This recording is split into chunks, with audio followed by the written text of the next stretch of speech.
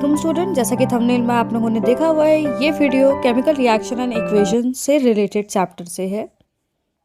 Welcome student, welcome back to my channel. This is me Nikita Gupta and today in this video we are going to discuss about the important MCQ questions of the chapter chemical reaction and equation. So the first question is reaction of magnesium with the air. Question पूछ रहा है कि अगर magnesium air में react करेगा तो वो कैसे टाइप की रिएक्शन होगी, exothermic reaction, endothermic reaction, reversible reaction, substitution reaction. So the correct answer is exothermic reaction. मतलब कि जैसे ही मैग्नीशियम आपका एयर से रिएक्ट करेगा there will be release of heat. So the correct answer is exothermic reaction.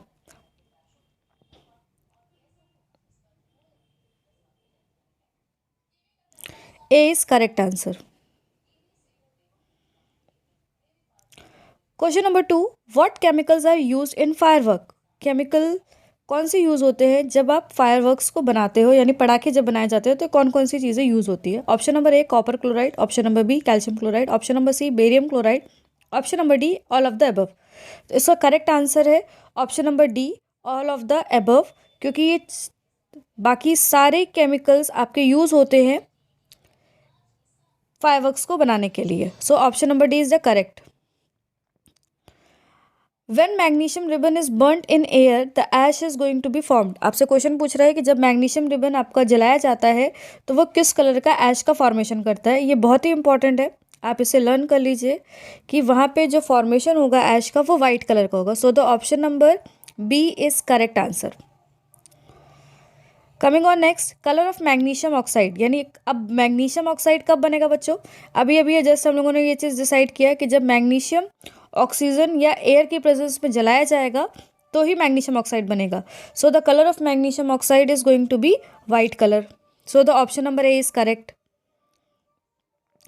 If magnesium is gently heated it forms. अगर magnesium को आप गर्म कर रहे हैं तो आपको क्या मिलेगा, magnesium oxide, sulphide, magnesium nitrate, magnesium carbonate. Heat करना यानी ऑक्सीजन की प्रेजेंस में या एयर की प्रेजेंस में। So the answer will be there will be formation of magnesium oxide. तो option number A will be the correct answer. Coming on question number 6, when carbon dioxide is passes through the lime water what it will turn. Lime water की अगर हम लोग बात करते हैं, lime water का formula है कैल्शियम हाइड्रोक्साइड, और अगर हम उसमें कैल्शियम हाइड्रोक्साइड में कार्बन डाइऑक्साइड पास करेंगे then it is going to form lime water will turns milky. ये तो आपका एक्सपेरिमेंट भी है जो कि आपको कराया गया होगा। So the C option is correct. Question number 7, when crystals of lead nitrate are heated strongly in dry test tube. तो आप वहाँ पे क्या चीज़ ऑब्जर्व करेंगे, तो लेड नाइट्रेट का फॉर्मूला होता है PbNO3 का twice. So the correct answer, there will be formation of a brown residue is left. So the option number B is correct answer. Colour of solid magnesium. अब पूछा जा रहा है कि जो मैग्नीशियम सॉलिड होता है उसका कलर क्या होगा। So the answer is silver grey colour. Option number B is correct. Question number 9, considering equation calcium is reacting with hydroxide ion, एक ionization reaction and there will be formation of calcium hydroxide. Precipitate of calcium hydroxide will be of, answer होगा इसका किस colour का precipitate का formation होगा, green colour, blue colour, brown colour and white colour. So the correct answer is of white colour. Question number 10, in writing chemical equation inclusion of state symbol shall be done while. आपसे पूछा जा रहा है कि जब भी आप किसी केमिकल इक्वेशन को अगर आप लिखते हो तो जो स्टेट सिंबल्स है वो आपको कब लगाने चाहिए और वो किस चीज़ का फॉर्मेशन आपको करके देते हैं। Correct chemical formula of reactant and products are written. Option number B, equation is being balanced to fulfill the law of conservation of mass. Option number C, the equation has been balanced. And the option number D, the chemical formula of product and reactant have been changed to bring about the quick balancing. So the option number C is correct answer.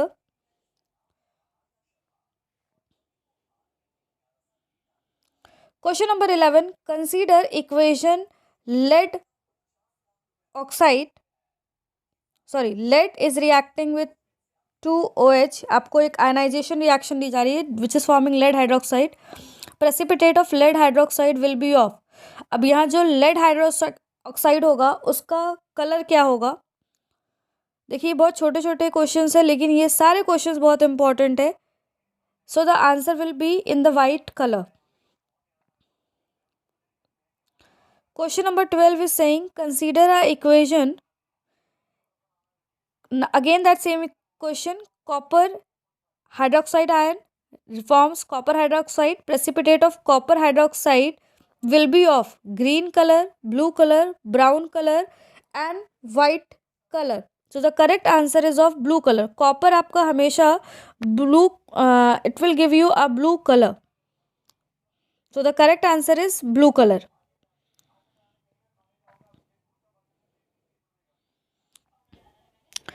Coming on question number 13, consider the reaction sodium reacts with oxygen and there will be formation of sodium oxide. Moles of sodium needed to balance the equation would be. अब आपको ये बताना है कि इस equation में कितने sodium के मोल्स की ज़रूरत पड़ेगी बैलेंस करने के लिए। एज यू कैन सी कि आपके पास में सोडियम का यहाँ पे एक ही एटम है रिएक्टेंट साइड पे, जबकि ऑक्सीजन के एक मॉलिक्यूल में 2 एटम्स आपको देखने को मिल रहे हैं, जबकि on the product side you can see the sodium के 2 एटम्स है आपके पास और ऑक्सीजन का आपके पास में कितना एटम है? एक।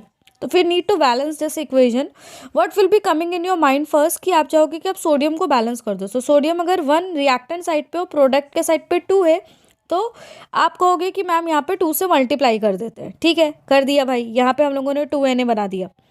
अब आते हैं ऑक्सीजन को लेके। ऑक्सीजन देखिए प्रोडक्ट के साइड पे आपको क्या दिखाई दे रहा है? सिंगल है, तो इसका मतलब है कि आपको इसको भी बैलेंस करना पड़ेगा क्योंकि प्रोडक्ट के साइड पे तो आपको ऑक्सीजन का कितना है यहाँ पे 2 एटम्स देखने को मिल रहा है। तो what we can do, we can add 2 at the product side also. तो इन दैट सेम वे आपका जो सोडियम हो गया उसको बैलेंस करने के लिए आपको उसको 4 बनाना पड़ेगा। You have to make it 4। तो that means for balancing this equation, अगर हम लोग वापस चले अपने रिएक्शंस को लेकर के, for balancing this equation we need to add 4NaO2 reacts with 2Na2O. So this is a balance equation for this. So the answer is correct for this is option number D, which is having the 4 sodium atoms. Question number 14 is saying consider the reaction sulfur reacts with oxygen and forms sulfur dioxide. State the sulfur dioxide in this reaction. अब आपको state बताना है कि वो उसकी कौन सी state में रिलीज हो रहा है। So the question number 14 is very clear, आपको बताना कौन सी स्टेट है। तो सल्फर सॉलिड के फॉर्म में ऑक्सीजन से रिएक्ट किया, so sulphur dioxide will be in the gases state only. So C option is correct answer. Question number 15, consider the reaction phosphorus reacts with oxygen to form the P4O10, which is a phosphorus oxide. Moles of oxygen needed to balance the equation. Same question है, ये question मैं आपके लिए balance छोड़ती हूँ, आप इसको balance करिए और इसका आंसर मुझे कमेंट में लिख करके ज़रूर बताइएगा कि इसका आंसर क्या होना चाहिए। Coming on the next question, question number 16, consider the reaction sodium reacts with oxygen to form the sodium oxide. Moles of oxygen required. Same question आपको दे दिया गया है, तो होप ये क्वेश्चन आपको पता ही है कि यहाँ पे कितना होना चाहिए। देखिए रिएक्शन थोड़ा सा वेरिएशन का है। मोल्स ऑफ ऑक्सीजन पूछा है आपसे, मोल्स ऑफ ऑक्सीजन, तो मेक श्योर आप सोडियम कैलकुलेट करके मुझे मत बताइएगा, आपको यहाँ पे बताना है कि मोल्स ऑफ ऑक्सीजन कितना होगा। फॉर योर बेटरमेंट हम लोग यहाँ पे एक बार देख लेते हैं। सोडियम के लिए अभी अभी हम लोगों ने इसको बैलेंस किया, तो what we can write down, we can write down 4 और हम लोगों ने यहाँ पे 2। अब हमसे लेकिन पूछा गया है कि भाई मोल्स ऑफ ऑक्सीजन कितने रिक्वायर्ड है इस रिएक्शन को कंप्लीट करने के लिए, पर हमने ऑक्सीजन में तो कोई चेंज भी नहीं किया। So the correct answer for this is option number A. Question number 17 is saying consider the reaction aluminium reacts with oxygen to form the aluminum oxide. Moles of aluminium needed to balance the equation. अब आपको बताना है कि कितना aluminium की requirement होगी। ये same question मैं आपके लिए छोड़ती हूँ कि आप इसका आंसर मुझे बताइए कि इसका आंसर क्या होना चाहिए बैलेंस करके। कमिंग ऑन द क्वेश्चन, अगर आप चाहो तो मैंने क्लास 10th के लाइफ प्रोसेस चैप्टर का भी वीडियो बना करके रखा हुआ है, आप उसको भी जा करके चेक कर सकते हो। लिंक लाइफ प्रोसेस वाले चैप्टर का मैं डिस्क्रिप्शन में ऐड कर दूंगी, आप उसको देख लीजिएगा। इसके अलावा आपको एसिड बेस चैप्टर का भी एमसीक्यू मिल जाएगा। Coming on question number 18, which one of the given process involves chemical reaction. आपको बताना है कि आउट ऑफ दीज 4 ऑप्शंस कौन सा इक्वेशन आपका केमिकल रिएक्शन में इन्वॉल्व होता है। पहला है storing of oxygen gas under the pressure in gas cylinder, आप उसे कंप्रेस करके डाल रहे हो। दूसरा है keeping petrol in China dish in the open, तो पेट्रोल को अगर आप ओपन में डालोगे वो वोलाटाइल नेचर से होता है, तो वो ऑक्सीजन ऑक्सीडाइज होगा। Third is liquefaction of air, air को आप कंप्रेस करके एयर को लिक्विड फॉर्म में लाया जा रहा है। Heating copper wire in the presence of air at high temperature, अब वायर को जलाया जा रहा है एयर की प्रेजेंस में। तो देखिए एक सीधी सी बात है, आपका ए बी सी तीनों ही ऑप्शन में अगर आप देखो तो सिर्फ आप स्टेट चेंज के बारे में बात कर रहे हो, जबकि जो आपका डी ऑप्शन है उसमें आपने कॉपर को एयर के प्रेजेंस में जलाया, यानी कॉपर ऑक्साइड का फॉर्मेशन हुआ। So the D option will be the correct answer. तो question number 18 is having the correct answer as a form of D. Option number D is correct. Coming on question number 19, in which of the given chemical equation the abbreviation represents the correct state of the reactant and the product involved at reaction temperature.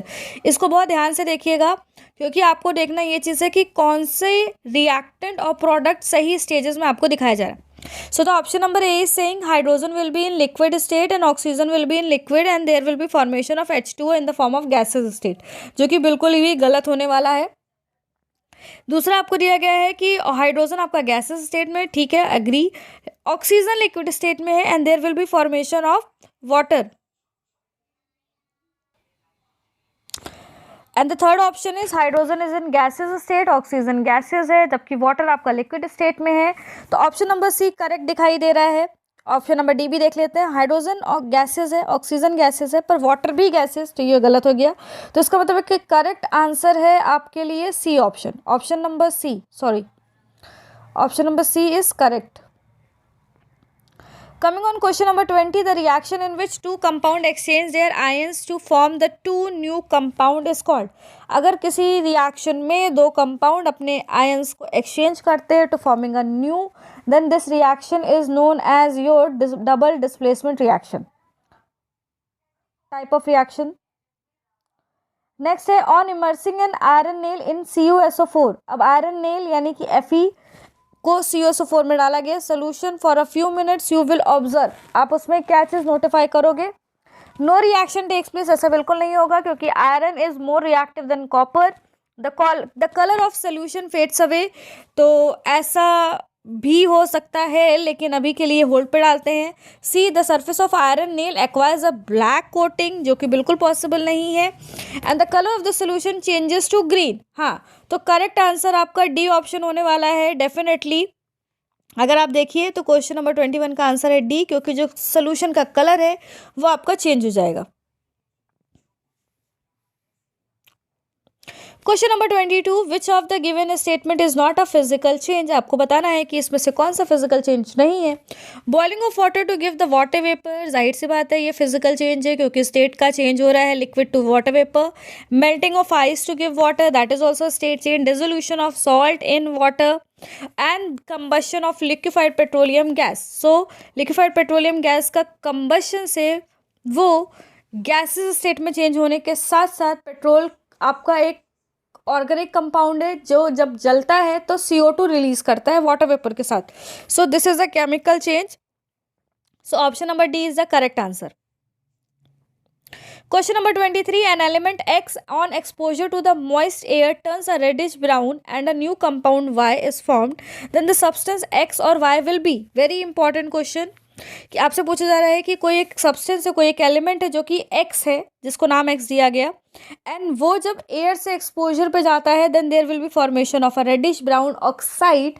तो सबको clear है कि आप घरों में, आपके घरों के जो दरवाजे हैं वो बेसिकली आयरन के बने होंगे और उनकी अगर तली पे आप देखोगे, उनके बेस पे देखोगे तो you will get a reddish brown coat, that will be the layer of oxide actually. So the correct answer will be A only, क्योंकि हमें ये सामने सामने दिखाई दे रहा है तो हम लोग उसी पे ले लेते हैं। सो the correct answer will be A. Question number 24, the reaction of hydrogen gas with the oxygen gas to form the water is an example of. बहुत ही easy question है. It is an example of combination reaction. This is the simplest question anyone can ask or anyone can get in your question paper. अगर मिल जाए तो बहुत अच्छी बात है. So the combination reaction will be the correct answer. Next is your rancidity can be prevented.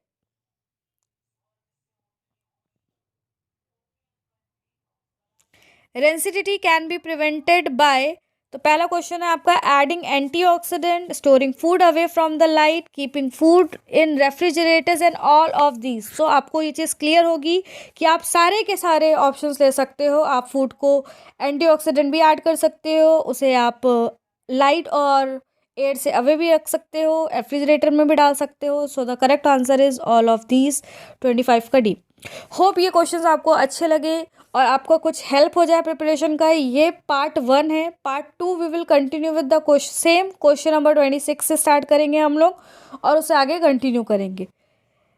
अगर अच्छा लगा हो ये वीडियो तो please write down in comments more questions. मैं बार बार कहती हूँ कि मुझे थैंक यू लिखने से बेहतर ये लगेगा कि मुझे आप मोर क्वेश्चंस लिख करके दो ताकि मैं आपको ज़्यादा से ज़्यादा क्वेश्चंस ला करके दे सकूँ. Thank you for watching this video.